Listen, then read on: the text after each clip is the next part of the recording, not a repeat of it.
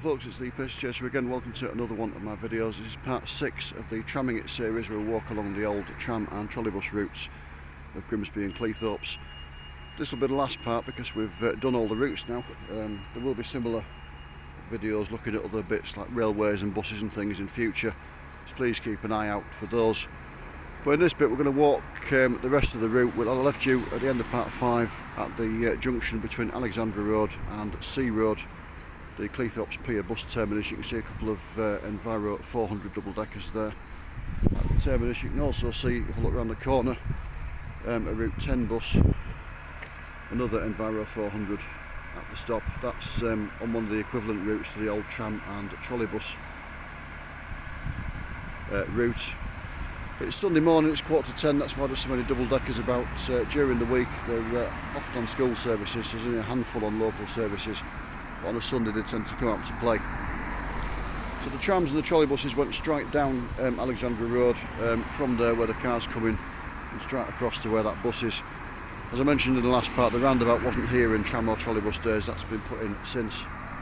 So we're going to follow the route down now, down Alexandra Road. Apologies again for the low sun, it is January 2023. The sun's causing absolute havoc. Nice Borough of Cleethorpes road sign there. Have you got Alfie the Border Collie with your Pacer Chaser? Yes I have, there he is, look. He's been a bit poorly recently, bless him, but he's had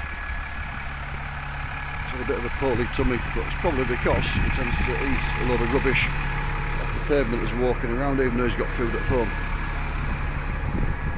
So we're just passing the number 10 bus that I was on about. I'm going to carry on down Alexandra Road, and I'll see you again in a little bit. Just going to pan round so you can see some of the buildings. You can see the ornamental ironwork and these modern lamp posts. I mean, obviously they're not contemporary with the trams or trolleybuses, but the sort of ornamental-ish nature would have given you some idea about how the tram or trolleybus poles would have looked.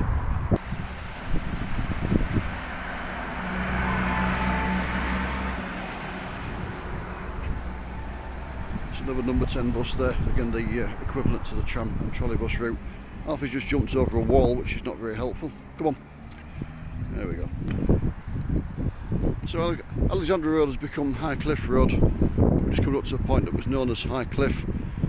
Until 1901 this was the tram terminus. They would have terminated here and then just gone back towards Grimsby. In 1906 the tramway was extended around the bend there, which we'll see in a moment. The end of Sea View Street there with the Nottingham House. In trolleybus days there was another short work into this point, where this slightly odd road layout and mini roundabout is. There was actually a full-sized roundabout that was put in to enable the trolleybuses on the short working to turn round. Now there would have been 3 sets of overhead wires here for the trolleybuses. One this side for trolleybuses going towards the terminus down at the bathing pool, one across the other bit of the road there, roughly where the bus shelter is, for trolleybuses going towards Grimsby. And then over there, the bit of wider road that's now a car park, that was a lay-by for trolleybuses on the short working. The reason for that, they'd often be dispatched from busy stops like Grimsby Old Marketplace by inspectors. They'd see there was a crowd of people, go, can you do an extra down to High Cliff?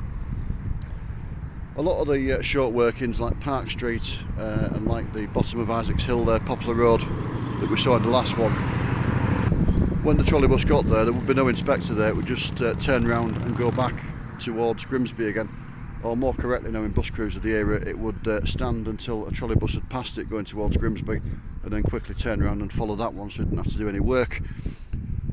But here, at busy spots like this, there would have been an inspector here, certainly at busier times, and he would instruct the crew of the trolleybus to wait until they had a decent crowd of people on board to go back. Now, as we said in the last part, trolleybuses couldn't pass each other because the booms would collide on the overhead wire.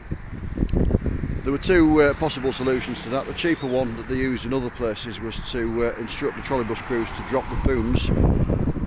That relied on the trolleybus crew remembering to drop the booms and also on them doing it fast enough before another trolleybus came up behind them.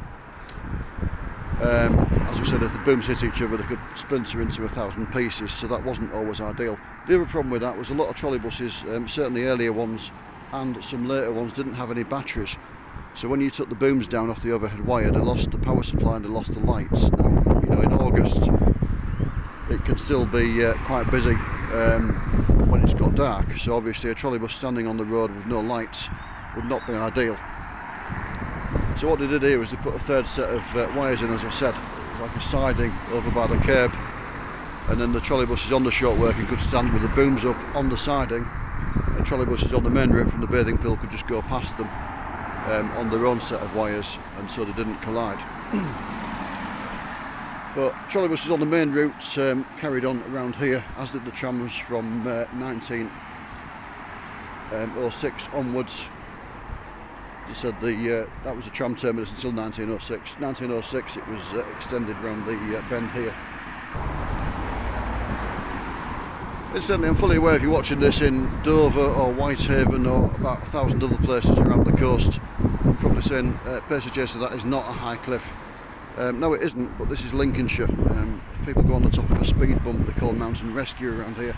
So by Lincolnshire standards, this is a high cliff, and that's why the terminus had its name. So Highcliffe Road has become Kingsway by this point, which look back towards the bend in the road there where I've just been. So the 1906 tramway extension wasn't the longest. If I pan round, you can see the large building where we've just been in the bend in the road. It came down to here, the end of Brighton Street, Willie's Ale House on the corner. Heartily recommended if you're visiting Cleethorpes. So this is as far as they got in 1906. It was actually intended to extend the tramway a little bit further, down to the bathing pool where the trolleybuses later went. They actually started construction. They built a few yards of the tramway at this end, but then they had a massive fallout, the Great Grimsby Street Tramways Company, with Cleethorpes Corporation, regarding the level of fares to be charged. Now you would think an argument over the level of fares would be easily resolved, but it couldn't be. They never managed to resolve it, and so they never built the tramway extension. The little bit they had built was never used, and the trams continued to terminate just there. Confusingly, that was also known as Highcliffe Terminus. It just moved from that one to there. Now the tramway from that point to the bathing pool would have been a reserved track tramway. So all the tramways we've looked at so far ran down the roadway, but reserved track tramways ran on their own alignment. So it would have run on its own alignment. But we can still see where that was. It's this rather nice linear garden next to the road. It was put aside for tramway use, and as I say, it was never actually used. The extension was never built because of the argument about the level of fares. When the trolleybuses were put in 1937 on this part, they extended the route down to the bathing pool, but they didn't need to use the reserve track alignment. It just ran down the road, so it was never used, and it's been made into a garden, and it's still there for us to enjoy today.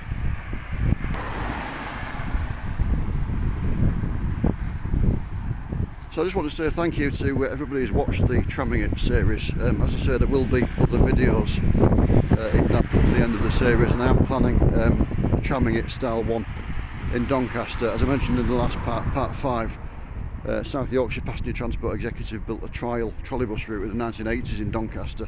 I'm planning to go and follow that at some point, so keep an eye out for that one. But no, thank you to everybody who's watched it. I'm fully aware that some bloke walking around Grimsby and Cleethorpes with a dog isn't really Hollywood blockbuster material, but they've done a lot better than I thought they would with these videos. A lot of people have watched them, so again, thank you very much for that. It really does mean a lot. You can see here there's some steps and an access up. This probably would have been planned as a tram stop when it was a reserve track tramway, so there's little bits of access points like that built at various intervals. Just actually giving access to this little sort of beach shelter type thing. So the overhead wires on this trolleybus extension, as most of the trolleybuses in this area would have been, span wires. So there'd been a pole on this side, a pole on the other side of the road opposite, and a wire spanning between them, onto which would have been attached the contact wires for the trolleybuses. One set going this way, one set going in the opposite direction. There would have been quite a bit of stress on the poles from the weight of the overhead wires and equipment. So they were put in initially leaning back slightly from the road, so that when you put the span wire and the weight of the contact wires on, they pulled them back sort of vertical.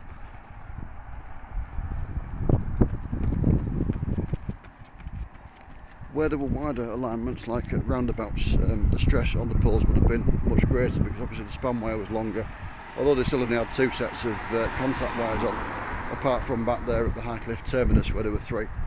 The stress would have been quite severe on them, so they would have been put in leaning back a little bit more. The reason I mention all this will be seen very shortly. See another access point there to the sort of linear garden. That probably again would have been a tram stop back in the day, or would have been planned to be. So we're not a million miles from the terminus. If it wasn't such low sun, you'd probably be able to see it quite clearly. You can probably just see it looming up the Cleethorpes Leisure Centre, which is on the site of the bathing pool. As I said, the trolleybuses were abandoned in June 1960. They were replaced with normal motor buses. The bathing pool closed at some point after that. There were buildings around it, but it was an open air pool, was the bathing pool, as they had at quite a lot of seaside resorts. There are still a few. I was in Penzance last summer, and there's still one there, an open air pool. But this one was replaced with the leisure centre, which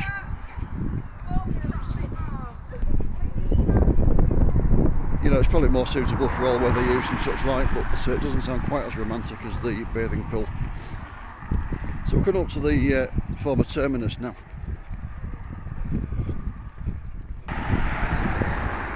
So we're at the terminus now. The unloading stop would have been there where that shelter is. I think there's a stop there. Pictures show trolleybuses unloading the last of the passengers there.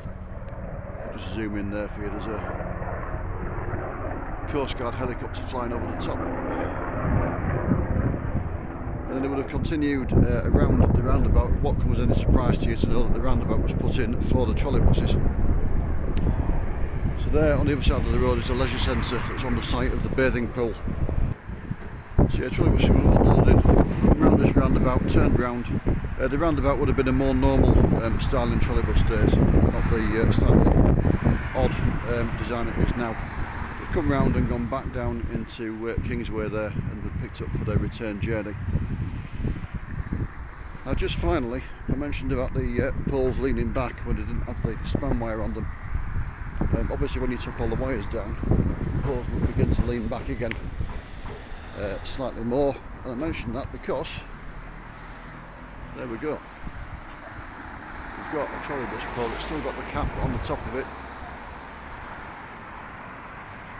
Obviously its partner would have been on the other side of the road where that foam mast is now long since gone, but this one has survived. Again, slightly strange that it has, because it's not doing anything else. It's not in use as a street light or anything. It possibly was, because there's a modern street light next to it, but again, it's really good to see things like this have survived. As you can see, it's leaning back quite severely without the weight of the wires on it, but it's been like that for a long time, so I wouldn't worry too much about it. See some of the ornamental ironwork there at the base. Alfie's just sniffing it. That's only going to go one way, isn't it? But yeah, lovely to see survivors like that. Just a quick look back along Kingsway where the taxi's just going. The route trolleybuses would have taken to get back to Grimsby.